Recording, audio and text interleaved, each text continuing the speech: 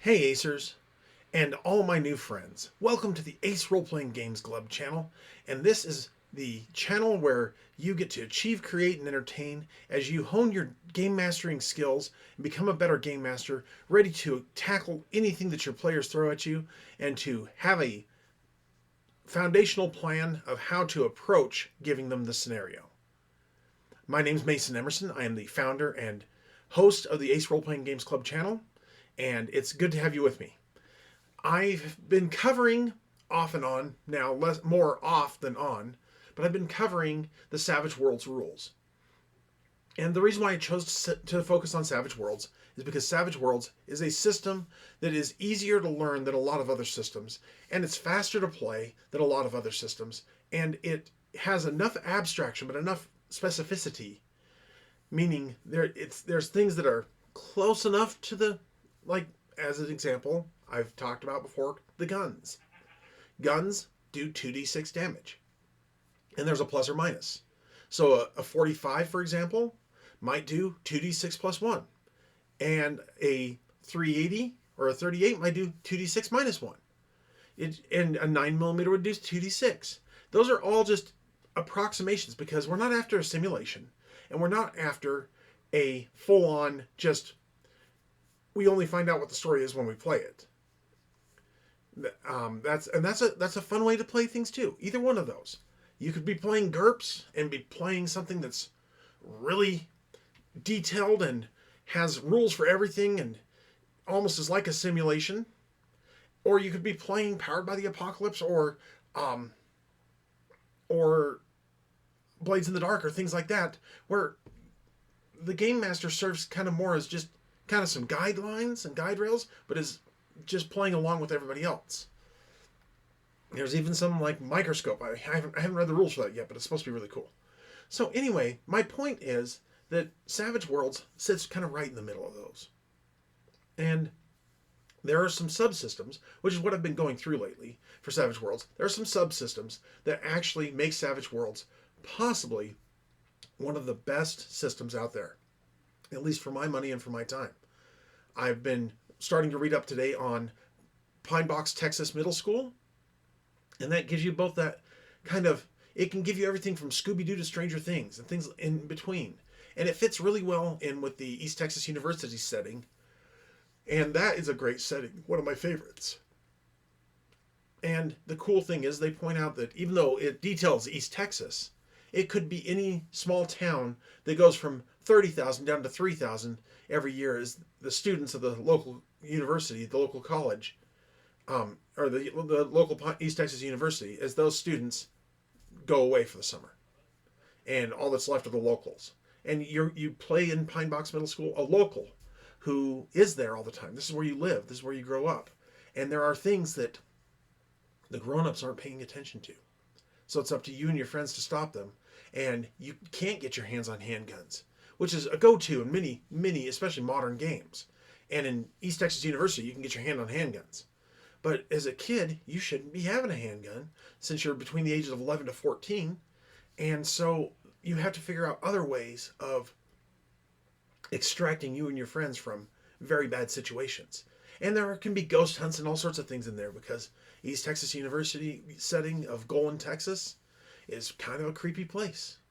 And so it looks like it's going to be a lot of fun. I'm going to be talking about it more as the month goes on because I'm going to actually be presenting a demo of that and of the wonderful, wonderful Doghouse Rules setting Dust Bunny's Life Under the Couch. There's another place where I really do highly recommend Savage Worlds over any other system that I've ever played, and that is they encourage other writers outside of the company to write their own adventures for it, to write settings and things that are really cool. I should go through in a little more detail some of the settings after I've gone through the rest of the rules to make you a better game master as far as if you follow these suggestions and guidelines. Or if nothing else, at least it gets you to start thinking, how can I make this better? And if it's already pretty good, ask yourself, what can I do to make it 1,000 times better? And what can I do to make that 1,000 times better? And just keep iterating it. Keep asking yourself, how can I achieve just incredible improvement. How can I keep myself from saying, I know I can't do this, I know I can't do that? How do I keep myself from going that direction? And in this case, let's set the scenario. And this is coming from personal experience here. The players finally got into their characters. They started playing and they're starting to have a lot of fun. And we're rolling. We're moving through the 4-hour time slot that we've got allocated to the game. And wow, is this game going well. The storytelling's great. People are getting, I'm tossing bennies out just as fast as they can go. They're spending bennies just as fast as they can spend them because they don't just want to get a 4 and succeed at doing the test on the bad guy. They want to get an 8 or a 12 or a 16 and really succeed at doing that test on the bad guy, making it so when they roll that 25, there's nothing that the bad guy can do to even stop them. I just had that happen this last Thursday in my East Texas University game. It was great. It was so cool because the guy was trying to persuade a demon about something, and it worked. It worked so well. He rolled a 25, and the demon, she only rolled a 4. So there was a 21. That was 5 raises. So I was just like, you know what? The demon's taking a shining to you now. So that was a way to adjust it. But getting back to my point here, when you have a situation where the game's been going and you've lost track of time a little bit, first of all, my first big suggestion is have your phone or something in your pocket with a timer set to go off at 15 minutes to the hour. 15 minutes to the end of the session. So the 4th hour, 15 minutes before it gets over. Not saying because actually most games they go 3 hours and 50 minutes. So set for 3 hours and 35 minutes an alarm to go off in your pocket. And regardless of where you are, look at the situation. If you're in a combat, can you get out of that combat in the next 15 minutes? If you're in storytelling mode, can you resolve the final conflict against the enemy in that next 15 minutes? And oftentimes that answer is no. And oftentimes it's a case of, oh shoot, I gotta go. I've got to go to my next game, or I got to be ready for my next game. I'm running it. So things like that. And so when we hit something like that in Savage Worlds, we use a mechanic called quick encounters. This is a subsystem, and sometimes you need to just sum up the encounter rather than track every action round by round. So even if we're in the middle of a combat, I will say, okay, being as we only have 15 minutes left of gameplay time, let's go ahead and let me just quote from the rules here. Use quick encounters when you're pressed for time, the group isn't as interested in tactical fights, or they do something the GM wasn't prepared for, like infiltrating a large complex that you hadn't detailed. And the basics are that characters make a skill roll based on the type of encounter and their goal, and interpret the results with the GM narratively.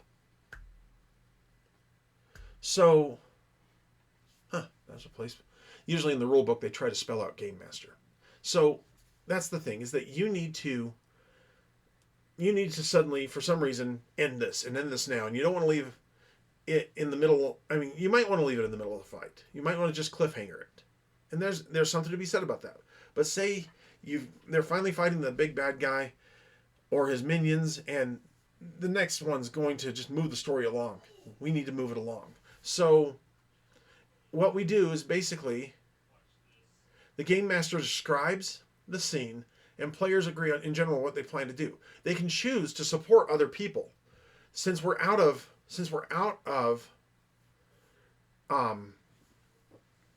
combat rounds at this point, them just calling out, hey, I want to support Johnny as he is going to be making a taunt roll at the bad guy.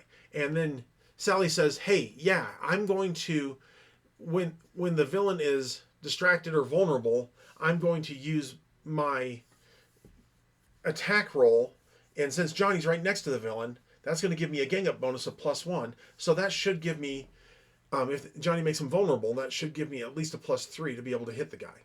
And so she would roll a fighting roll. And that's how it would go. Everybody goes around the table, everybody says what they're going to do, and everybody makes one skill roll. So, as examples, if you're in a chase, you might need to use common knowledge for navigation, or notice for navigation. Driving, repair, shooting could be what you choose because you're shooting back at the bad guys that are chasing you. In combat, fighting, shooting, your spell casting, your psionics, or whatever arcane skill you're using, or focus if you're playing the superheroes compendium.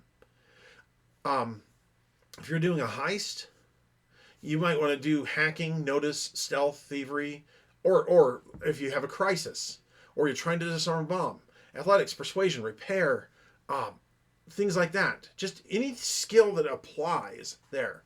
And the game master can put modifiers on, usually from +4, usually from -4 to +4, according to the difficulties and things like that you're doing. Now, the players get to go in whatever order they want, and if a critical task has failed, the GM decides to stop the encounter or simply complicates it.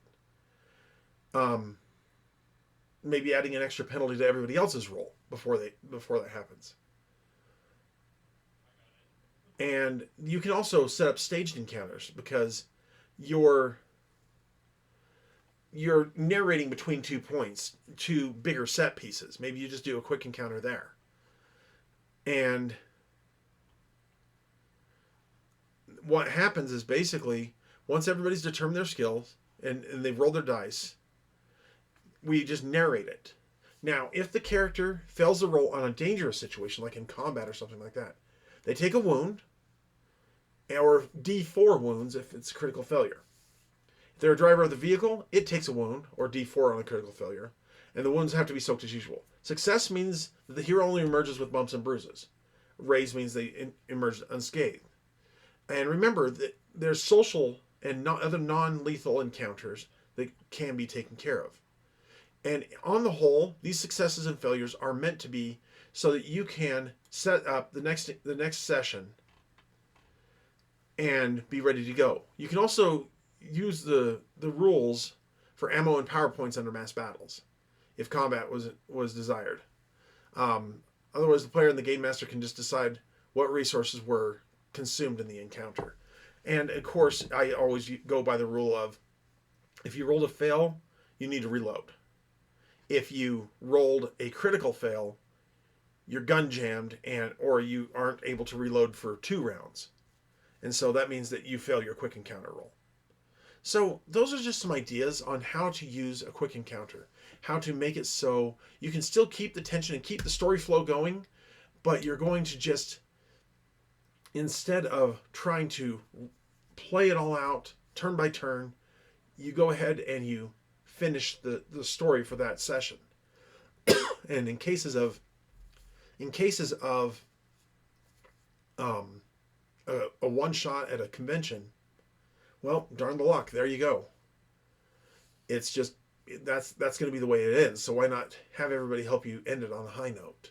Have everybody help you end it so the story can at least be satisfactory to the overall group of players who came to play. Well, I hope that's a helpful hint to you. I hope that's something that you're able to add in and use. Next time we do one of these, we're going to look at a really cool subsystem, and one of the things that makes Savage Worlds really usable to a game master, and that is setting rules. So until next time, this is Mason Emerson from Ace Role Playing Games Club reminding you that I love you. You are an amazing person, and I wouldn't change who you are. I want you to be better every day. I want you to continuously improve because I love you and I know that the world is a better place with you in it. So I hope to see you at my table.